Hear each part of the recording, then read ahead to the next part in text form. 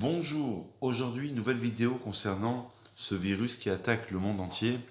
Nous l'avons dit dans nos anciennes vidéos, comme quoi on doit rester confiant, on doit garder la Emouna, c'est-à-dire la foi en Dieu, on doit essayer de faire un élan de Teshuvah, c'est-à-dire de retour vers Hachem, faire une mitzvah qu'on ne faisait pas précédemment, lire les Tehillim.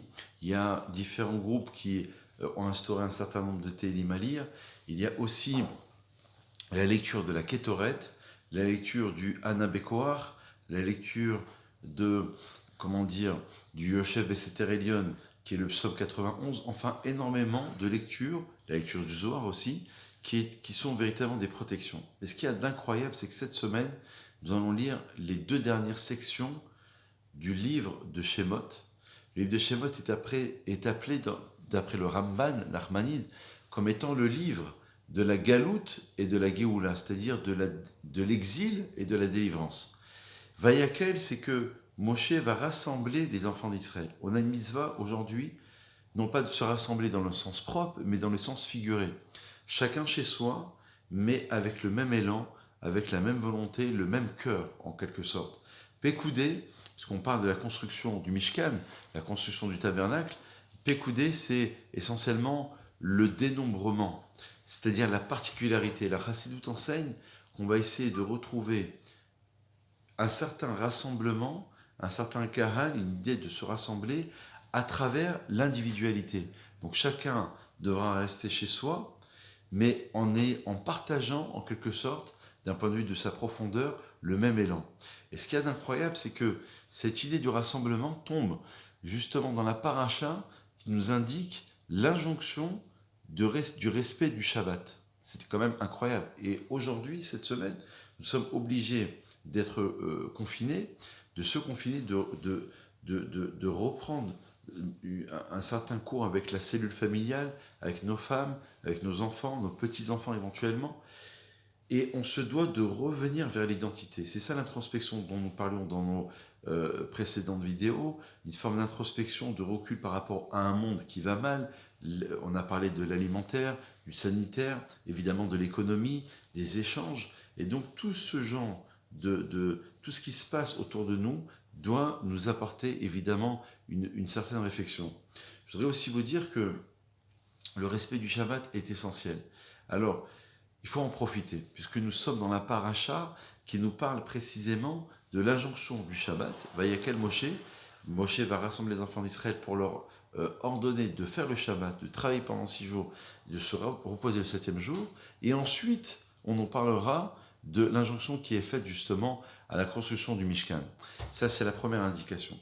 Deuxième indication, c'est que ce Shabbat porte un nom essentiel, qui est celui du Shabbat HaChodesh. Shabbat HaChodesh, c'est celui qui annonce le mois de Rosh Chodesh Nissan, pas n'importe quel mois.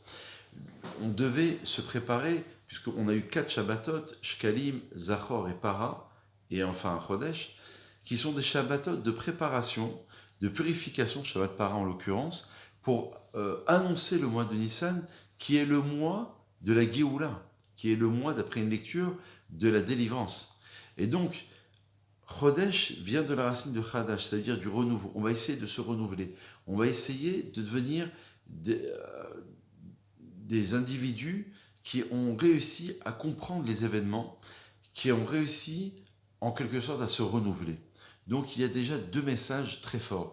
Premier message du Shabbat qui tombe dans cette paracha, l'injonction, et on sera obligé de le faire. Donc organisez-vous, organisez vos platas, vos minuteries, la cellule familiale va essayer de se retrouver. De toute manière, on ne pourra pas sortir, donc autant respecter le Shabbat. Je pense que cette vidéo doit être diffusée au plus grand nombre pour essayer de faire partager justement ce message de solidarité, Pekoudé et Vayakel, l'individualité, mais dans le rassemblement qui n'est pas un rassemblement physique, mais on va dire virtuel et spirituel. Deuxième message très fort, c'est celui du Shabbat HaChodesh, du renouveau de l'annonce du mois de Nissan. Troisième enseignement, pour ma part, qui est aussi extrêmement important, et on va conclure sur ce troisième enseignement, c'est celui de considérer que dans le Zohar de cette paracha de Vayakel, à la fin de la paracha, il est indiqué la mitzvah de lire la Kétoret. Et je ne peux pas vous dire, il faudra faire tout un cours dessus, tout ce que le Zohar peut considérer dans cette paracha précisément concernant Vate'atzar Amagefa. Il n'y a pas comme la lecture de la Kétoret qui, je vous rappelle, c'était 11 encens qui permettaient, qui étaient offerts à l'intérieur même du temple dans le Kodesh HaKodashim, qui permettaient, la Gemara déjà explique que Kétoret vient de la racine de Katar, Katar qui signifie Kachar, se rattacher à l'élément divin, l'être humain va se rattacher à Hachem, et c'est de cette manière qu'on va réussir à travers nos prières, à travers notre volonté, à travers notre spiritualité, puisque Rachamim, les rabbins de notre génération annoncent qu'il y a, les événements s'accélèrent, que l'époque messianique est déjà là et qui risque d'avoir des révélations.